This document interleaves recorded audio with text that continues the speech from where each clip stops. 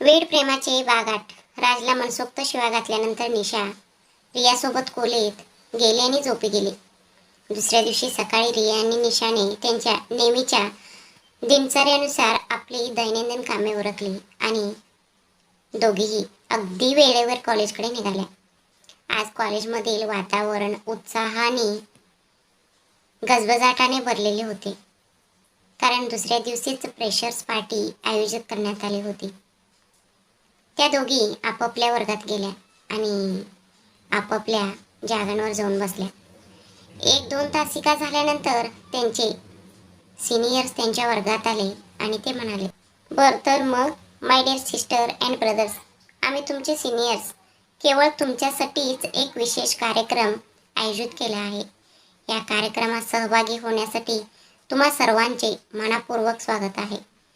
मग ते गाणे असो, नृत्य असो किंवा तुम्हाला आवडणारे इतर कोणतेही कला असो, तुम्ही त्यासाठी तुमची नावे नोंदवू शकता." आणि त्यानंतर स्वागत समारंभानंतर भोजन व्यवस्थाही करण्यात आली आहे. आणि सर्वात महत्त्वाचं म्हणजे सर्वांसाठी एक विशिष्ट ड्रेस कोड ठरवण्यात आला आहे. मुलांसाठी काळा रंग आणि मुलींसाठी लाल रंग. तथापि ज्यांच्याकडे यापैकी कोणतेही रंग उपलब्ध नाहीत, त्यांनी आपापल्या आवडेल त्या रंगाचे कपडे घालून यावे. त्यासाठी काहीही हरकत नाही. ही पार्टी रॉयल हॉटेलमध्ये आयोजित करण्यात आली आहे, जे आपल्या कॉलेजपासून अगदीच जवळ आहे. सर्वांनी प्लीज उद्या दुपारी 12 वाजेपर्यंत तिथे या. हे शब्द उच्चारून सिनियर्स बाहेर पडले. तसे पाहता महाविद्यालयाचं आवारात अशा प्रकारच्या बेकायदेशीर पार्ट्यांना सहसा परवानगी दिली जात नसे. याचे मुख्य कारण म्हणजे रॅगिंगचा धोका आणि त्याहूनही महत्त्वाचे म्हणजे आपापसात वाद किंवा संघर्ष उद्भवण्याची शक्यता. मात्र ही पार्टी शांततेत पार पडेल याची जबाबदारी सिनियर्स विद्यार्थ्यांनी स्वतःच उचलली होती. परिणामी खुद्द शिक्षकांनाही यावर कोणत्याही आक्षेप घेता आला नाही. वर्ग संपता संपता दुपारचे 3 वाजून गेले होते. थेट घरी जाण्याऐवजी त्या दोघी मॉलच्या दिशेने निघाल्या. त्यांनी नीलमला फोन करून तिथेच भेटायला बोलवले होते. त्या दोघींनी आपापल्या आवडीचे कपडे निवडले, काहीतरी खाऊन घेतले आणि त्यानंतर त्या घराच्या दिशेने निघाल्या. त्या घरी पोचल्या तेव्हा रात्रीचे 7 वाजले होते. दिवसभर कॉलेज आणि मॉलमध्ये घालवल्यामुळे पूर्णपणे थकून गेलेल्या त्या दोघी घरी पोचताच थेट आपल्या बेडवर अंग टाकून आडव्या झाल्या. दरम्यान राज आणि नील हे दोघेही आपापल्या कामात पूर्णपणे मग्न झाले होते, कारण त्यांनी 3 मीटिंग्सना हजेरी लावली होती. मिस्टर यशवंत गैरहजर असल्यामुळे कामाचा संपूर्ण बोजा त्या दोघांवरच येऊन पडला होता. त्या दोघांच्याही मीटिंग्स अखेर संपल्या तेव्हा रात्रीचे 7 वाजले होते. त्यामुळे ते थेट घराच्या दिशेने निघाले. गाडी पोर्चमध्ये पार्क केल्यानंतर ते दोघंही घरात शिरले आणि त्यांना तिथे अनिता व मिस्टर यशवंत बसलेले दिसले. मिस्टर यशवंत त्या दिवशी संध्याकाळीच सिंगापूरहून परतले होते. त्यामुळे राज आणि नील यांना त्यांच्या उपस्थितीची कल्पना नव्हती. त्या दोघांनीही पुढे जाऊन मिस्टर यशवंत यांचा पाया पडून आशीर्वाद घेतले. राजेचा आपल्या वडिलांवर राग असला तरीही तो आपले संस्कार कधीच विसरला नाही. नेमक्या ह्याच गुणामुळे तो इतका विशेष ठरत असे. त्या दोघांच्या चेहऱ्यावरील थकवा पाहून मिस्टर यशवंत म्हणाले, "तुम्ही दोघेही जाऊन हातपाय धुवून फ्रेश व्हा. त्यानंतर मुंबईमधील जमिनीच्या संदर्भात मला तुमच्या दोघांशी काहीतरी बोलायचे आहे." त्या दोघांनीही संमतीदर्शक मान हलवली आणि ते आपापल्या रूमकडे निघाले. थोड्याच वेळानंतर फ्रेश होऊन ते पुन्हा खाली आले. तेव्हा मिस्टर यशवंत म्हणाले, "तुम्हा दोघांनाही पुढच्या आठवड्यात मुंबईला जावे लागेल. तिथे तुम्हाला 4 दिवस मुक्काम करावा लागेल. तुमच्या अनुपस्थित इथले काम आम्ही सांभाळून घेऊ, चालेल ना?" त्यानंतर ते तिघेही जाऊन डायनिंग खुर्चीवर बसले आणि जेवण आटोपल्यानंतर ते आपापल्या रूममध्ये विश्रांतीसाठी निघून गेले. आज रविवार असल्यामुळे फ्रेशर्स पार्टीचे आयोजन करण्यात आले होते. रिया आणि निशा यांना दुपारी 12 वाजेपर्यंत तिथे पोहोचणे आवश्यक होते. त्यामुळे त्यांनी सकाळी 11:30 वाजता घरातून निघण्याचे ठरवले आणि त्या तयार होण्यासाठी निघून गेल्या. थोड्याच वेळात त्या दोघीही पूर्णपणे तयार झाल्या होत्या. रियाने रेड कलरचा वन पीस परिधान केला होता आणि निशाने रेड कलरचा शरारा घातला होता. दोघीही अत्यंत गोड दिसत होत्या. आज राज आणि नील यांना असा एक धक्का बसणार होता ज्यामुळे ते पूर्णपणे भारावून जातील. थोड्याच वेळात रिया आणि निशा कार्यक्रमाच्या ठिकाणी पोहोचल्या. हॉटेलवर एक नजर टाकत रिया म्हणाली, निशा, जरा इकडे बघ. किती भव्य आणि आलिशान हॉटेल आहे हे. निशा ही त्या इमारतीकडे एकटाक पाहू लागली. त्यानंतर आपल्याच वर्गातील काही मुले दिसताच त्या दोघी त्यांच्यात सामील होण्यासाठी पुढे गेल्या. आतापर्यंत केवळ निम्मेच विद्यार्थी आले असल्यामुळे तो संपूर्ण ग्रुप एकत्रच पार्टीचा जागेकडे निघाला. जसं प्रत्येकाने आत पाऊल टाकले, एक मुलगी रियाच्या जवळ आली आणि म्हणाली, पंकज सरांना तुला भेटायचे आहे. तुझ्या ॲडमिशनच्या वेळी तू एका कागदपत्रावर सही करायची विसरली आहेस. हे ऐकून निशा आणि रियाने एकमेकांकडे गोंधळून पाहत राहिले. कारण ह्या पार्टीमध्ये कोणतेही शिक्षक किंवा प्राध्यापक उपस्थित असणे त्यांना अशक्यच वाटत होते. मग ही मुलगी असे का म्हणत होती? पण इथे आज कॉलेजशी संबंधित काही काम करायचे असेल असे तर नक्कीच नसेल. अगं नाही, सर खरं तर इथे बऱ्याच विद्यार्थ्यांचा सही घेण्यासाठी आले आहेत. ॲडमिशनच्या दिवशी कितीतरी विद्यार्थी सही विसरले आहेत. त्यामुळे प्रिन्सिपल सरांनी काल सरांना सर्वांच्या सही घेण्याबाबत कडक सूचना दिल्या होत्या. मात्र सरांना कॉलेजमध्ये सर्व विद्यार्थी सापडले नाहीत. शिवाय प्रिन्सिपल सरांनी असा कडक आदेश दिला होता की सर्व अर्ज उद्यापर्यंत ऑफिसमध्ये जमा झालेच पाहिजेत. म्हणूनच सरांनी थेट पार्टीमध्येच येण्याचे ठरवले. त्यांना वाटले की ऑल फर्स्ट इयर स्टुडंट इथे जमलेले असतील. तेवढ्यात रिया म्हणाले, ही तर फक्त एका सहीची गोष्ट आहे. निशा, तू एखाद्या सीआयडी अधिकाऱ्यांसारखं का वागत आहेस? मी स्वतः जाऊन सही करेन, तू इथेच थांब. काळजी करू नकोस असे म्हणून ती निघाली. तिला ह्यापूर्वी हॉटेलच्या 3ऱ्या मजल्यावरील लिफ्टमध्ये भेटलेल्या त्या मुलीने तिला वर बोलवले होते. तरीही मनाच्या गाभाऱ्यात तिला एकटीने जाण्याबद्दल थोडी धाकधूक वाटत होती. जेव्हा त्या दोघी वरच्या मजल्यावरील रूमच्या जवळ पोचल्या तेव्हा त्या मुलीचा फोन वाजू लागला. रियाकडे पाहत ती मुलगी म्हणाली, ते मला खाली बोलवतायत कारण माझ्या परफॉर्मन्स आत्ताच सुरू होणार आहे. प्लीज तू पटकन सही करून घे आणि माझ्याकडे ये. तिथे फर्स्ट इयरचे स्टुडंट आहेत. मी आत्ता खाली जाते.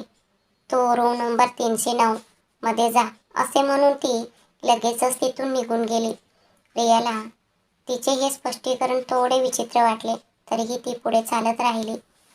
जशी ती त्या रूमच्या जवळ पोचली तसे तिचे हृदय जोरजोरात धडधडू लागले.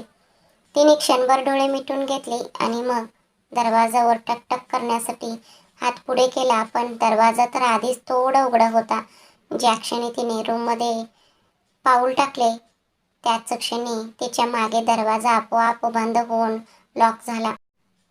ह्यामुळे दचकून रियाने मोठ्या विस्फारलेल्या आणि चिंतातूर नजरेने मागे दरवाजाकडे पाहिले आणि मग जेव्हा ती मागे वळली तेव्हा तिच्या समोर जे दृश्य घडले ते पाहून ती पूर्णपणे अवाक झाली.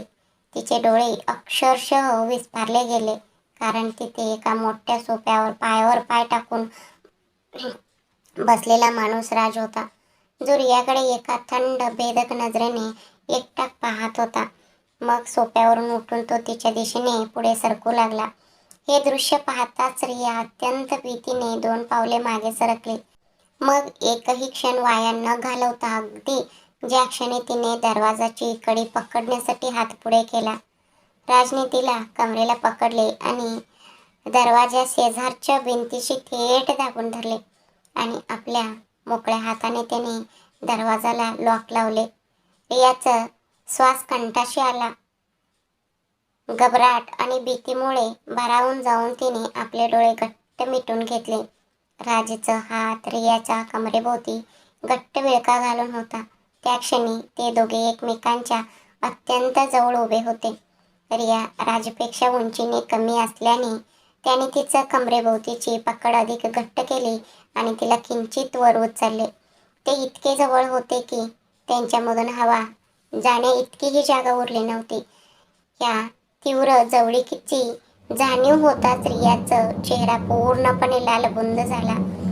धीर एकवटून रियाने आपले डोळे उघडले, राजकडे वर पाहिले आणि अडकळत विचारले, क क क काय क काय तू तू तू हे हे काय करत आहेस? मला सोडून दे. राजने रियाचं डोळ्यात खोलवर पाहिले. त्याच्या त्या भेदक नजरेची तीव्रता सहन करणे तिला अत्यंत कठीण जात होते. तिने आपली नजर खाली वळवली आणि मग पुन्हा एकदा मनाचा निश्चय करून ती म्हणाली, हे बघ, मला सोडून दे, नाहीतर मी माझ्या पूर्ण ताकदीने किंचाळेन. हे ऐकून आणि काही क्षणापूर्वीच तिच्या चेहऱ्यावरील निरागसतेत हरवून गेलेल्या राजने आपली नजर त्वरित तिच्या तरतरणाऱ्या ओठांकडे वळवली. मग तिची हनवटी वर उचलत तो म्हणाला, हो, म्हणजे तुला किंचाळताही येतं तर? मग कर की, किंचाळ, बघूया तुझ्यामध्ये किती दम आहे. हे शब्द ऐकताच रियाचं डोळ्यात पाणी तरारले. हे पाहून राजने तिच्या कमरेवरील आपली पकड सैल केली आणि तो किंचित मागे सरकला. मग तो म्हणाला, तू नेहमीच असं रडतेस का? त्याने हे शब्द उच्चारलेच होते की लगेचच रिया मध्येच बोलले, मला हा प्रश्न विचारणारा आहेस तरी कोण? तू आहेस तरी कोण? तू मला का त्रास देतोयस? मी तुला ओळखतही नाही. मग का? अगं थांब, तुझ्या त्या का चेच उत्तर देण्यासाठी मी तुला इथे बोलवले आहे. तुझ्या सर्व प्रश्नांची उत्तरे तुला आत्ताच्या आत्ता मिळतील. तुला माझ्याबद्दल सर्व काही जाणून घ्यायचे आहे की नाही का? मग आधी हे समजून घे की मी तुला इथे का बोलवले आहे. रियाकडे काही क्षण एकटाक पाहिल्यानंतर मग तो पुढे म्हणाला, मी राजवीर ठाकूर तुझ्यावर मनापासून प्रेम करतो, तेही अपार, अनंत प्रेम. I love you Riya. हे ऐकताच रियाचे शरीर पूर्णपणे बधीर झाले. ती अगदीच गारटून गेली होती. जणू काही तिच्या शरीरातील सर्व रक्तच आटून गेले होते. तिच्या डोळ्यातून अश्रूंचा ओघ अनावर होऊन वाहू लागला. हे पाहून राज अस्वस्थ झाला. त्याला ठाऊक होते की रियाची प्रतिक्रिया अशीच असणार आहे. तरीही आज ना उद्या ही परिस्थिती उद्भवणे अटळच होते आणि नेमक्या ह्याच कारणामुळे राजने आज रियाला लग्नाची मागणी घालण्याचा निश्चय केला होता. रियाला रडताना पाहून तो थोडा मागे सरकला. मग तिचा हात हातात घेऊन तिला सोफ्याशी घेऊन गेला. त्यानंतर तो तिच्या अगदी समोर जमिनीवर बसला. रियाचा चेहरा आपल्या हातांच्या ओंजळीत हळुवारपणे घेत तो तिच्या आणखी थोडं जवळ सरकला आणि म्हणाला, रडू नकोस प्लीज, रडणं थांबव. मला तुझी मनापासून खूप काळजी वाटते. I love you Riya. तो हे शब्द उच्चारत असताना राजचा तो वेगवान श्वास आणि त्याचा स्पर्श तिच्या चेहऱ्यावर स्पष्टपणे जाणवत होता. राज बोलू लागला, जेव्हा मी तुला पहिल्यांदा पाहिले बेंगलोरमध्ये, तेव्हा त्या पहिल्याच नजरेतच माझे हृदय इतक्या वेगाने धडधडले की एखाद्या वेड्यासारखं मी तुला शोधण्यासाठी त्या दिवशी संपूर्ण शहर पालथे घातले, पण तू मला कुठेच सापडली नाहीस. डोळ्यात अश्रू दाटून आले असताना रिया राजच्या डोळ्यात एकटाक पाहत राहिली. पण जेव्हा मी तुला दुसऱ्यांदा पाहिले मुंबईमध्ये, तेव्हा माझ्या ह्या अस्वस्थ हृदयाला अखेर थोडी शांतता मिळाली. तरीही जेव्हा जेव्हा मी तुझ्याशी बोलण्याचा विचार केला तेव्हा तेव्हा तू पुन्हा गायब होत होतीस. तिथेही मी तुला सर्वत्र शोधले, पण तू माझ्या नजरे आडच राहिलीस. आणि मग जेव्हा तू अखेर माझ्याकडे आलीस तेव्हा माझ्या ह्या अस्वस्थ हृदयाला त्याचे खरे समाधान मिळाले. तेव्हाच मला जाणीव झाली, तूच आहेस माझे ते पहिले प्रेम, जिच्या केवळ दर्शनानेच माझे हृदय पूर्वी कधी नवे इतक्या वेगाने धडधडले होते. तुला पाहिल्यावरच माझ्या या अस्वस्थ हृदयाला शांतता लाभते. त्या दिवसापासून ते अगदी ह्या क्षणापर्यंत तुझ्यावरील माझे प्रेम कधीच एकदाही कमी झाले नाहीये रिया. तुला हवं तितकं वेळ घे माझ्याबद्दल. तुला जे काही जाणून घ्यायचे असेल ते सर्व जाणून घे. कसलीही घाई नाही. निवांत वेळ घे, शांतपणे आणि काळजीपूर्वक विचार कर आणि मग तुझा निर्णय घे. पण मला फक्त एकच उत्तर हवे आहे, ते म्हणजे हो. तू ह्याला माझं अधिकार समज किंवा केवळ माझा वेडेपणा. मला फक्त तू हवी आहेस, असे म्हणत त्याने तिच्या अश्रूंनी वलावलेल्या पापण्यांवर एकामागून एक हळुवारपणे चुंबन घेतले. या स्पर्शाने रियाचा श्वास कंठासीच अडकला आणि तिला आपले डोळे मिटणे भाग पडले. पण आज कुठे राज थांबणार होता. रियाची एक झलक दिसताच त्याने तिचा चेहरा स्वतःच्या चेहऱ्याचा अगदी जवळ ओढला आणि पुन्हा एकदा एकामागून एक तिच्या गालांवर आपले ओठ टेकवले. प्रचंड घाबरून जाऊन रियाने आपले डोळे घट्ट मिटून घेतले. राज रियापासून थोडा दूर झाला आणि तिचं त्या घाबरलेल्या निरागस चेहऱ्याकडे एकटाक पाहत राहिला. जर तुला दिवसभर इथेच माझ्या अगदी बाजूला राहायचं असेल तर संकोच करू नकोस. तुझं इथे स्वागतच आहे. हे ऐकताच रियाने तत्क्षणी आपले डोळे उघडले आणि तिथून निघून जाण्यासाठी ती घाईघाईने उभी राहिली. पण राजने पुढे हात करून तिची मनगट पकडली. माझ्या शब्दांना मस्करी समजू नकोस. जे काही माझं आहे ते केवळ आणि केवळ माझंच आहे. तू याला माझा अधिकार समज किंवा केवळ माझा हट्ट. पण रिया, तू माझीच होणार आहेस. हे नियतीनेच ठरवलं आहे. आता जा जा आणि पार्टीचा आनंद घे. रियाचा हात सोडत तो म्हणाला. रिया त्या रूममधून इतक्या वेगाने बाहेर पडली की जणू काही ती हवेतच विरघळून गेली होती. रिया निघून गेल्यावर राजने सुटकेचा एक दीर्घ निश्वास सोडला आणि तो पुन्हा सोफ्यावर बसले. त्याच्या मनात एक गहन शांतता पसरली होती. कारण आज अखेर त्याने रियासमोर आपल्या मनातील खऱ्या भावना व्यक्त केल्या होत्या. डोळे मिटून घेत तो तिथेच तासच पडून राहिला. रियाचं सहवासाची ती सुखद जाणीव अजूनही त्याच्या मनात रेंगाळत होती. दरम्यान अर्धा तासाहून अधिक काळ लोटला होता आणि मुख्य कार्यक्रम तर बऱ्याच वेळापूर्वी सुरुवात झाली होती आणि तो आता अंतिम टप्प्यात पोहोचत आला होता. तरीही ती रिया अजून आली नव्हती आणि त्यामुळेच निशाला काळजी वाटू लागली. इतक्या वेळ लोटला तरी ती अजून आली नाहीये. मी स्वतः जाऊन एकदा तिची चौकशी केलेली बरी. माझी ती निरागस चिमुकली कुठे रस्ता तर चुकली नसेल ना, असं विचार करत ती कार्यक्रमाच्या अगदी मध्यातूनच उठली आणि बाहेर पडली. त्या मुलीने तिसऱ्या मजल्याचा उल्लेख केला होता हे आठवून ती लगबगीने लिफ्टच्या दिशेने निघाली. पण तेवढ्यातच तिची एका व्यक्तीची जोरात धडक झाली. जसं तिला आपला तोल जात आहे आणि आपण खाली पडणार आहोत असे वाटले. तसे भीतीपोटी तिने नकळतच आपले डोळे घट्ट मिटून घेतले.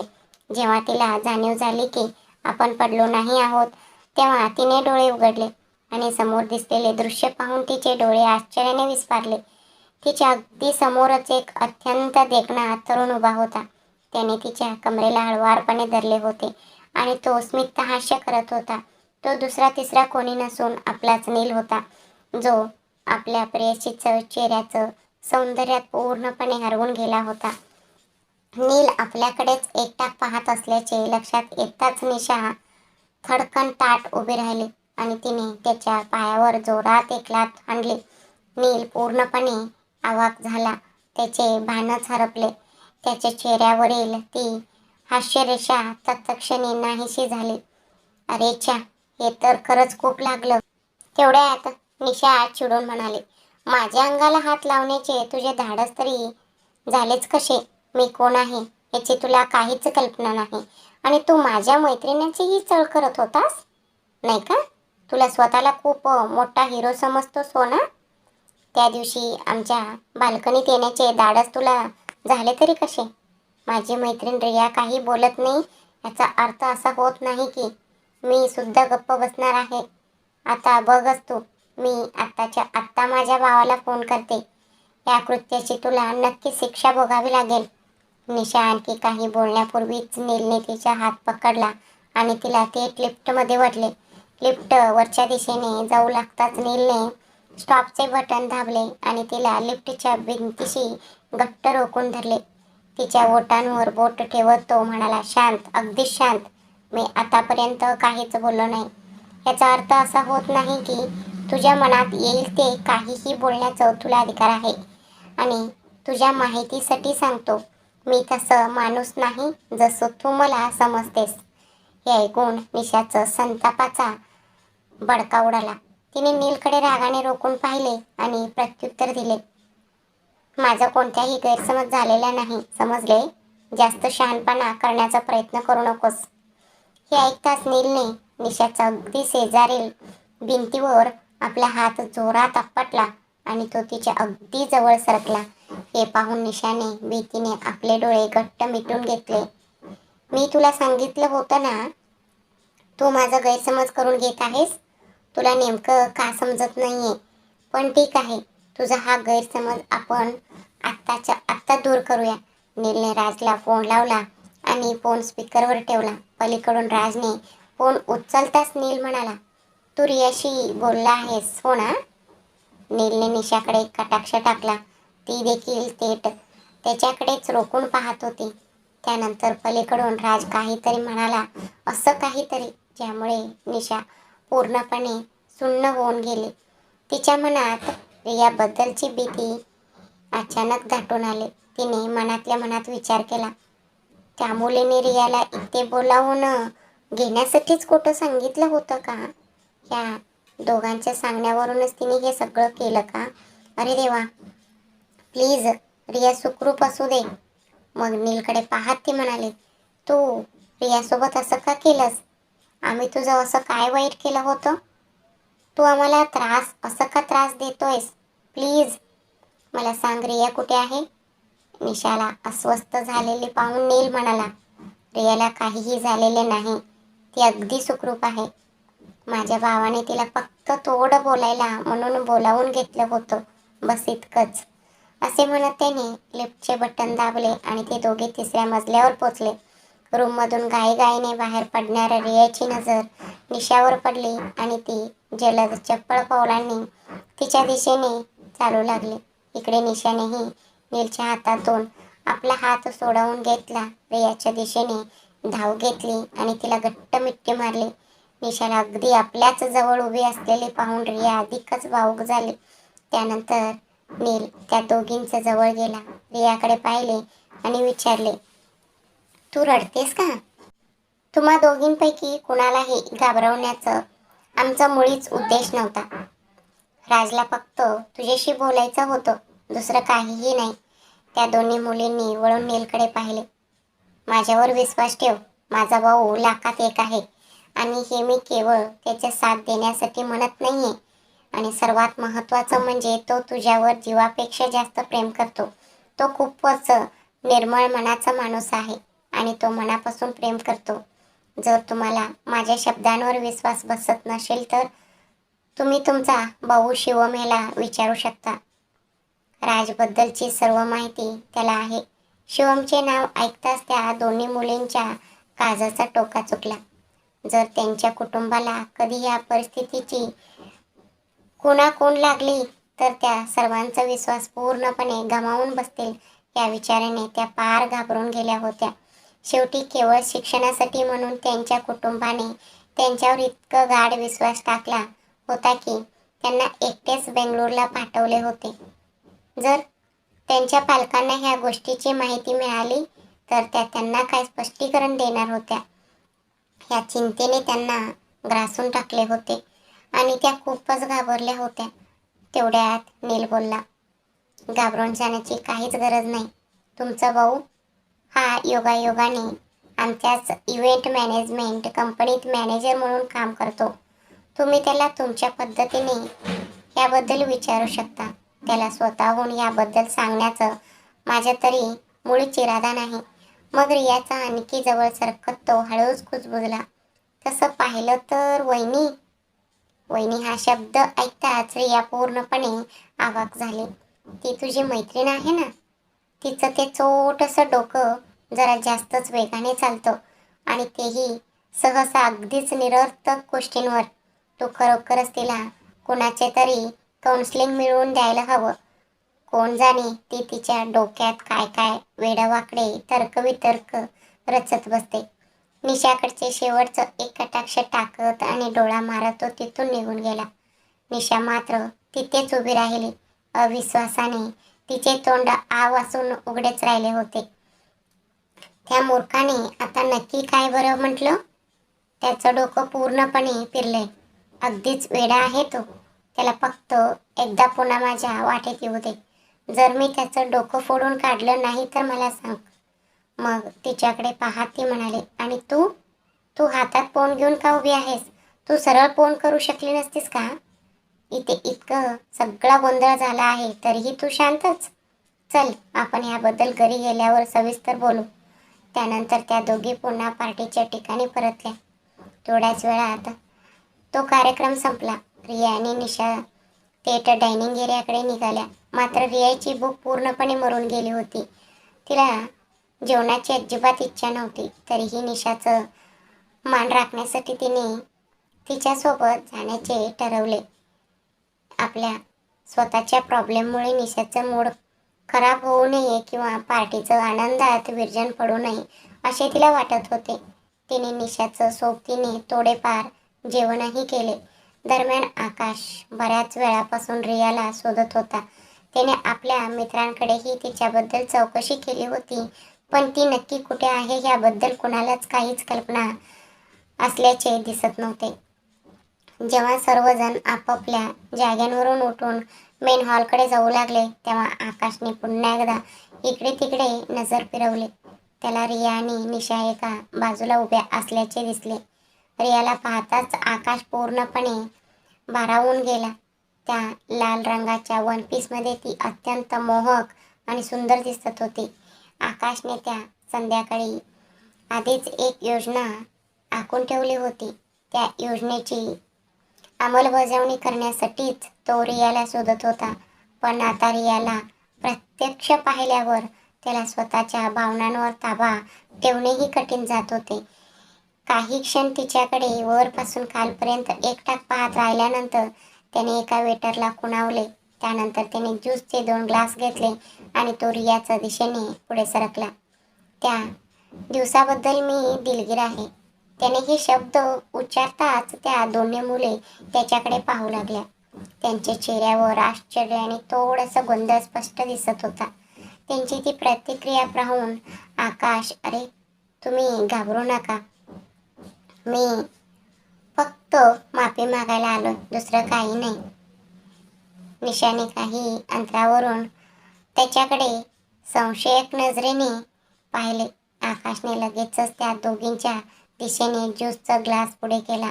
त्या दिवशी घडलेल्या प्रकाराबद्दल मला मनापासून वाईट वाटतो. माझ्या मित्रांनी मला तसं करण्याचं आव्हान दिलं होतं, म्हणूनच मी त्यावेळी तुम्हाला त्रास दिला.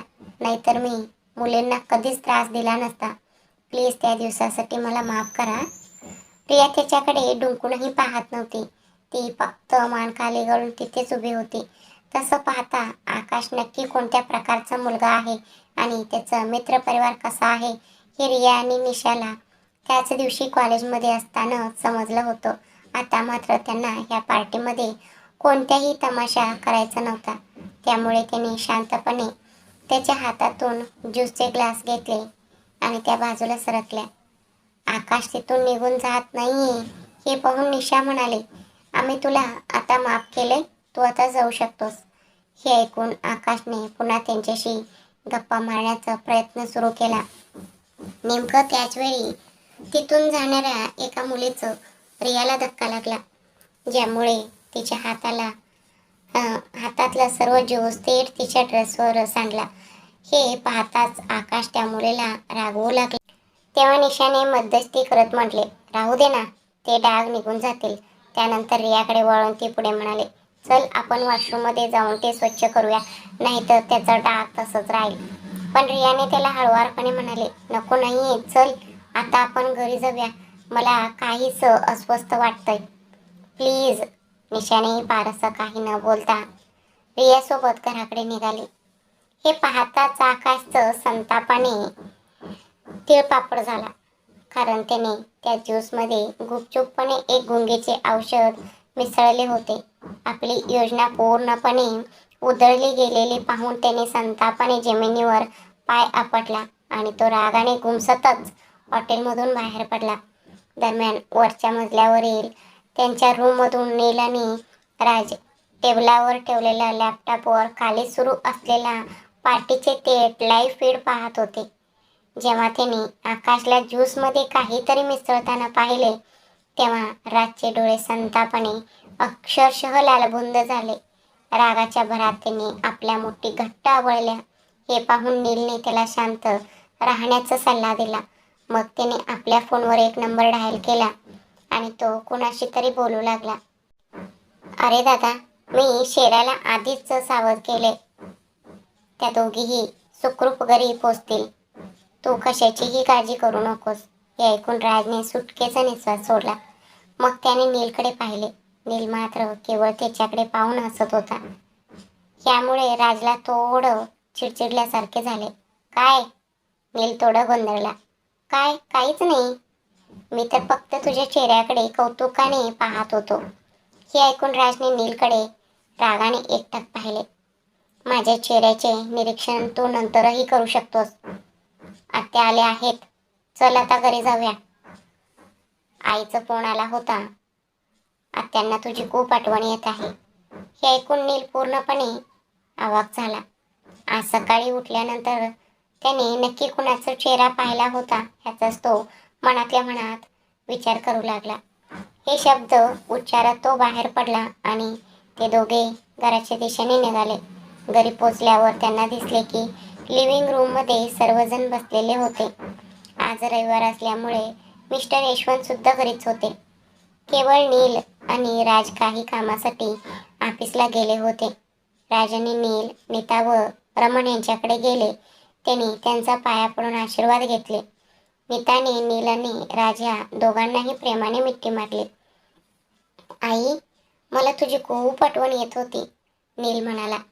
हे ऐकून नीता चेहऱ्यावर एक खोडकर भाव आणून म्हणाले, अरे खरंच? जणू काही मला ठाऊकच नाही की तुला माझी किती आठवण येत होती. असो, पण आज म्हणजेच रविवारी तुम्ही ऑफिसला का गेला होता? नील काही स्पष्टीकरण देणाराच होता. तेवढ्यात राजने मध्येच हस्तक्षेप करत म्हणाला, काही तातडीचे काम होते आत्या, म्हणूनच आम्ही गेलो होतो.